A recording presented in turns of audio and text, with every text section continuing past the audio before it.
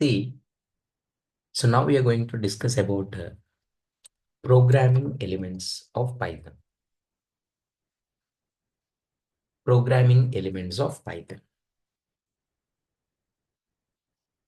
What are the programming elements? I already told you.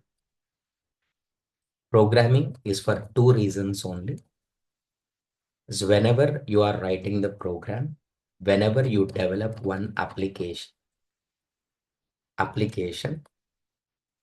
it is for two reasons only. One is to store information. One is to store information. Second one is to perform operations on information. One is to store information. Second one is to perform operations on information. How can we store information practically? See, suppose a banking application only I'm taking. I'm creating one program called account program. Account is the program. Okay. Now, every program has two things. First point is data. First one is a data. This one. So where we can store this information. Suppose if I ask, tell me your account details. So what all the details you will tell? Account number, account holder name, balance in account, IFSC code. All these comes under variables. Comes under variables. So in the first thing, whenever you are going to start learning programming, if anyone asks what program consists, program consists first variables. Variables. What is the purpose of variables? Variables are used to store. Variables are used to store information. Used to store information. That is the first step. So second one. So suppose in my account balance is there. Suppose let us take 5,000 balance is there. In account 5,000 balance is there. When the balance will change? Can you change directly? No. When you do any operation on data. Operations. How we do operations? Simply withdraw. I just withdraw 2,000 rupees. So then it will change to 3,000. I just withdraw deposit of 3,000 rupees. So then it will change to 6,000. So if you want to change the information, you have to perform some operations on data. Those operations actually called functions, or we can say methods. Methods in object-oriented programming. Functions are methods, but in Python, two types of programming is there.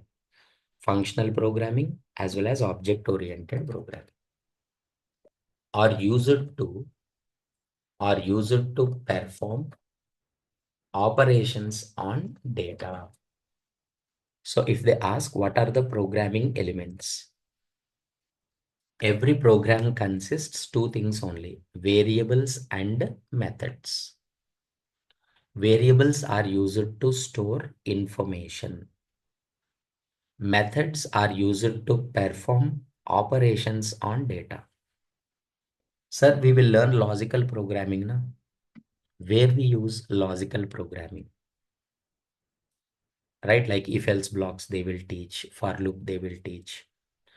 Operators, they will teach. And inside the program, we are writing two things only, variables and methods.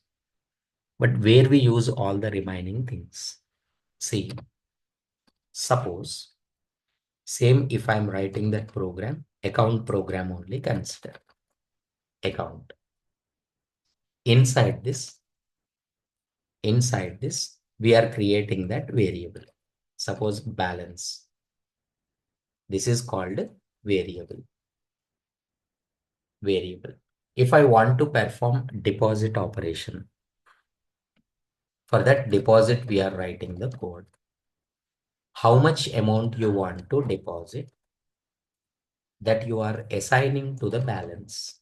This is not code exactly. For explanation's sake, I'm writing. To the existing balance, we are adding. This is actually called method. This is actually called method. But this one is what? This one is what? Is a arithmetic operation. Arithmetic operation. For that, you need to learn operators. For example, I just want to withdraw some amount from my account. Withdraw. Will it allow withdraw directly? No. First, it will check the sufficient amount is present or not in the account. Then it will allow to take cash. If not there, directly is giving that error is a low balance. So here, how many concepts you are using? Here, conditions writing, relational and logical operators,